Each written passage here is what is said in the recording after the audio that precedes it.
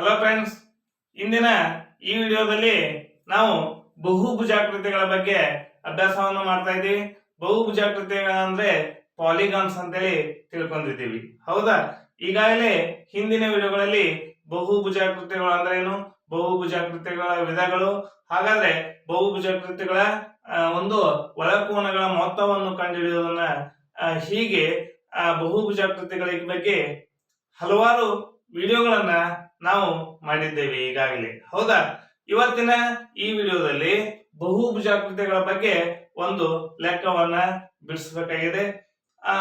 ಇವತ್ತಿನ ಈ ವಿಡಿಯೋದಲ್ಲಿ ನಾವು ಏನ್ ಮಾಡೋಣ, ಆ ಲೆಕ್ಕವನ್ನ ಬಿಡಿಸೋಣ, ಹೌದಾ? ಹಾಗಾದ್ರೆ ಇವತ್ತಿನ ಈ ವಿಡಿಯೋದಲ್ಲಿ ಪ್ರಶ್ನೆ ಏನು ಕೊಟ್ಟಿದ್ದಾರೆ ಅನ್ನೋದನ್ನ ನೋಡೋಣ ಬನ್ನಿ. ಒಂದು ಬಹುಭುಜಾಕೃತಿಯ ಒಳಕೋನಗಳ ಮೊತ್ತ 360 ಡಿಗ್ರಿ. 360 ಡಿಗ್ರಿ ಅಂದ್ರೆ ಒಂದು ಆಕೃತಿ ಏನಿರ್ತದೆ, ಆ ಒಳಕೋನಗಳ ಒಟ್ಟು ಮೊತ್ತ ಎಷ್ಟಾಗ್ತಾ ಇದೆ? 360 ಡಿಗ್ರಿ ಆದ್ರೆ ಆ ಬಹುಭುಜಾಕೃತಿ ಯಾವುದು ಮತ್ತು ಅದು ಎಷ್ಟು ಬಾಹುಗಳನ್ನ ಹೊಂದಿದೆ? ಅಂದ್ರೆ ಒಳಕೋನಗಳ ಮೊತ್ತ 360 ಡಿಗ್ರಿ ಆದಾಗ ಅದು ಯಾವ ಒಂದು ಆಕೃತಿ ಆಗಿರ್ತದೆ, ಯಾವ ಒಂದು ಚಿತ್ರ ಆಗಿರ್ತದೆ, ಹಾಗೆ ಮತ್ತು ಅದು ಎಷ್ಟು ಬಾಹುಗಳನ್ನ ಹೊಂದಿರ್ತದೆ ಅನ್ನೋದನ್ನ ನಾವು ಕಂಡುಹಿಡಿಯಬೇಕಾಗಿದೆ. ಹಾಗಾದ್ರೆ ಯಾವ ರೀತಿಯಾಗಿ ಕಂಡುಹಿಡಿಯೋದಂದ್ರೆ, ನಮಗೆ ಇದಕ್ಕೆ ಒಂದು ಸೂತ್ರ ಗೊತ್ತಿರಬೇಕು. ಯಾವ್ದಂದ್ರೆ ಒಳಕೋನಗಳ ಮೊತ್ತ ಕಂಡುಹಿಡಿಯೋದು. ಒಳಕೋನಗಳ ಮೊತ್ತ ಅಂದ್ರೆ ಸಮ್ ಆಫ್ ಇಂಟೀರಿಯರ್ ಆಂಗಲ್ಸ್ ಅಂತೇಳಿ ಹೇಳ್ತಾ ಇದ್ದೀವಿ. ಈ ಸೂತ್ರವನ್ನು ಉಪಯೋಗಿಸಿಕೊಂಡು ನಾವು ಏನ್ ಮಾಡೋಣ, ಎಷ್ಟು ಬಾಹುಗಳು ಅಂದ್ರೆ n ನಂಬರ್ ಆಫ್ ಸೈಡ್ಸ್ ಅಂತೇಳಿ ಹೇಳ್ತಾ ಇದ್ದೀವಿ. ಹಾಗಾದ್ರೆ ಆ ಸೂತ್ರವನ್ನು ಉಪಯೋಗಿಸಿಕೊಂಡು ನಾವು ಏನ್ ಮಾಡಬೇಕಾಗ್ತದೆ, ಬಾಹುಗಳನ್ನ ಕಂಡುಹಿಡಿಯಬೇಕಾಗ್ತಾ ಇದೆ, ಹೌದಾ? ಹಾಗಾದ್ರೆ ನೋಡಿ, ಆ ಸೂತ್ರ ಯಾವುದು? ಒಳಕೋನಗಳ ಮೊತ್ತ. ನೋಡಿ, ಒಳಕೋನಗಳ ಮೊತ್ತ ಕಂಡುಹಿಡಿಯುವಂತ ಸೂತ್ರ ಯಾವುದಂದ್ರೆ n-2 ಗುಣಾಕಾರ 180 ಡಿಗ್ರಿ, ಹೌದಾ? ಇದು ಒಳಕೋನಗಳ ಮೊತ್ತವನ್ನು ಕಂಡುಹಿಡಿಯುವಂತ ಸೂತ್ರ. ಆದ್ರೆ ನಮಗೆ ಈ ಬಹುಭುಜಾಕೃತಿಯಲ್ಲಿ ಒಳಕೋನಗಳ ಮೊತ್ತ ಕೊಟ್ಟಿದ್ದಾರೆ. ಹಾಗಾದ್ರೆ ಎಷ್ಟಿದು? 360 ಡಿಗ್ರಿ. ಹಾಗಾದ್ರೆ ಇದಂದ್ರೆ ಏನಾಗಿದೆ? 360 ಡಿಗ್ರಿ. ಇದಂದ್ರೆ ಏನಾಗಿದೆ? 360 ಡಿಗ್ರಿ, ಹೌದಾ? ನೋಡಿ, ಇದಕ್ಕೆ ಇದೇನಾಯ್ತು?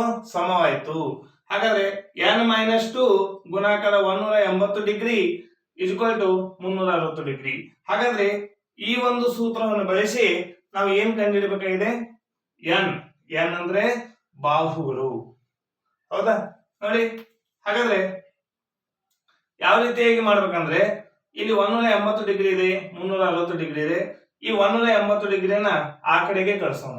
ಆ ಕಡೆಗೆ ಹೋಗ್ಬೇಕಂದ್ರೆ ಇಲ್ಲಿ ಏನಿದೆ? ಗುಣಾಕಾರ ಇದೆ. ಆ ಕಡೆ ಹೋದಾಗ ಭಾಗಾಕಾರ ಆಗ್ತಾ ಇದೆ, ಹೌದಾ? ಈ ಕಡೆ ಏನು ಉಳಿಯುತ್ತೆ? n-2 ಉಳಿತಾ ಇದೆ. ನೋಡಿ, n-2 ಇಲ್ಲಿ ಏನ್ ಬಂತು? 360 ಡಿಗ್ರಿ. 360 ಡಿಗ್ರಿ ಇಲ್ಲಿದ್ದಂತ ಗುಣಾಕಾರ ಇಲ್ಲಿ ಬಂದು ಏನಾಗ್ತಾ ಇದೆ? ಭಾಗಾಕಾರ ಆಗ್ತಾ ಇದೆ. 180 ಡಿಗ್ರಿ, ಹೌದಾ? 0 ಕ್ಯಾನ್ಸಲ್ ಆಯ್ತು. 18 ಒಂದ್ಲೆ 18 ಎರಡ್ಲೆ, ಹೌದಾ? 18 ಒಂದ್ಲೆ 18 ಎರಡ್ಲೆ ಕ್ಯಾನ್ಸಲ್ ಆಗ್ತದೆ. ಅಂದ್ರೆ 36ನ 18ರಿಂದ ಭಾಗಿಸುವುದು ಅಥವಾ ಕಡತ ಹೊಡೆಯುವುದು. 18 ಒಂದ್ಲೆ 18 ಎರಡಲ್ಲಿ. ಇಲ್ಲಿ ನೋಡಿ, ಏನು ಇತ್ತು ಎಡಭಾಗದಲ್ಲಿ? n-2 2, ಹೌದಾ? ಹಾಗಾದ್ರೆ n-2 2. ನಮಗೆ ಏನ್ ಬೇಕಾಗಿದೆ? n ಬೇಕಾಗಿದೆ. n ಅಂದ್ರೆ ಏನು? ಬಾಹುಗಳು. ಹಾಗಾದ್ರೆ ಈ -2ನ್ನ ಬಲಗಡೆಗೆ ಕಳಿಸೋಣ. ಇದು ಬಲಗಡೆಗೆ ಹೋತಂದ್ರೆ ಮೈನಸ್ ಇದ್ದದ್ದು ಏನಾಗ್ತಾ ಇದೆ? ಪ್ಲಸ್ ಆಗ್ತಾ ಇದೆ. n ಇಲ್ಲಿ 2 ಇದೆ, ಇದು ಆ ಕಡೆ ಹೋದಾಗ +2, ಹೌದಾ? ಹಾಗಾದ್ರೆ n-2 ಇದೆ, ಇದು ಮೈನಸ್ ಇದ್ದದ್ದು ಆ ಕಡೆ ಹೋದಾಗ ಪ್ಲಸ್ ಆಯ್ತು.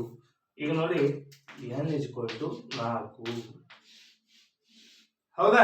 ಹಾಗಾದ್ರೆ ಎಷ್ಟು ಬಾಹುಗಳನ್ನ ಹೊಂದಿದೆ? 360 ಡಿಗ್ರಿ ಒಳಕೋನಗಳ ಮೊತ್ತವನ್ನು ಹೊಂದಿದಂತಹ ಒಂದು ಬಹುಭುಜಾಕೃತಿ 4 ಬಾಹುಗಳನ್ನು ಹೊಂದಿದೆ.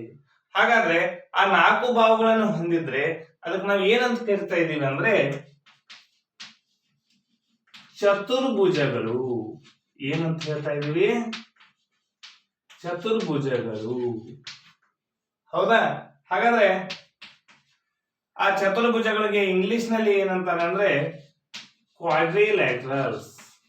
ಕ್ವಾಡ್ರಿಲ್ಯಾಟರಲ್ಸ್ ಅಂತ ಹೇಳಿ ಹೇಳ್ತಾ ಇದ್ದೀವಿ. ಹೌದಾ? ಹೌದಾ? ಹಾಗಾದ್ರೆ 4 ಬಾಹುಗಳನ್ನು ಹೊಂದಿರುವಂತಹ ಆಕೃತಿಗಳಿಗೆ ಚತುರ್ಭುಜಗಳು ಅಂತ ಹೇಳ್ತೇವಿ, ಇಂಗ್ಲಿಷ್ ನಲ್ಲಿ ಕ್ವಾಡ್ರಿಲ್ಯಾಟರಲ್ಸ್ ಅಂತೇಳಿ ಹೇಳ್ತಾ ಇದ್ದೀವಿ. ಹಾಗಾದ್ರೆ ಈಗಾಗಲೇ ನಾವು ಚತುರ್ಭುಜಗಳ ವಿಧಗಳನ್ನ ಅಭ್ಯಾಸ ಮಾಡಿದ್ದೇವೆ. ಹೌದಾ? ಯಾವುದು? ಚೌಕ, ಆಯತ ಮತ್ತು ಸಮಾಂತರ ಚತುರ್ಭುಜ, ಕೈಟ್ ಅಂದ್ರೆ ಪತಂಗ, ಆಮೇಲೆ ವಜ್ರಾಕೃತಿ. ಹೌದಾ? ಹಾಗಾದ್ರೆ ಹಿಂದಿನ ವಿಡಿಯೋಗಳಲ್ಲಿ ನಾವು ಚತುರ್ಭುಜಗಳ ಬಗ್ಗೆ ಅಭ್ಯಾಸ ಮಾಡಿದ್ದೇವೆ.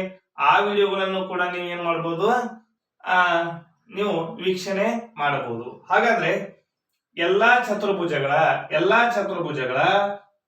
ಒಳ ಕೋನಗಳ ಮೊತ್ತ ಏನಾಗಿರ್ತದೆ? 360 ಡಿಗ್ರಿ. 360 ಡಿಗ್ರಿ. ಹೌದಾ? ಹಾಗಾದ್ರೆ ನಾವು ಒಳ ಕೋನಗಳ ಮೊತ್ತವನ್ನು ಕೊಟ್ಟಾಗ ಆ ಬಾಹುಗಳು ಎಷ್ಟು ಹೊಂದಿದೆ ಅಂದ್ರೆ ಆ ಆಕೃತಿ ಎಷ್ಟು ಬಾಹುಗಳನ್ನು ಹೊಂದಿದೆ ಅಂದ್ರೆ 4. ಅದರ ಹೆಸರುಗಳು ಏನಾಗಿರ್ತವೆ? ಚತುರ್ಭುಜಗಳು, ಕ್ವಾಡ್ರಿಲ್ಯಾಟರಲ್ಸ್ ಅಂತೇಳಿ ಇವತ್ತಿನ ಈ ವಿಡಿಯೋದಲ್ಲಿ ನಾವು ಕಲಿತಿದ್ದೇವೆ.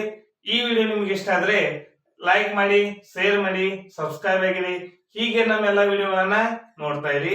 ಈ ವಿಡಿಯೋಗಳನ್ನ ನಿಮ್ ಫ್ರೆಂಡ್ಸ್ಗಳಿಗೂ ಕೂಡ ಶೇರ್ ಮಾಡಿ. ಹೌದಾ? Thank you.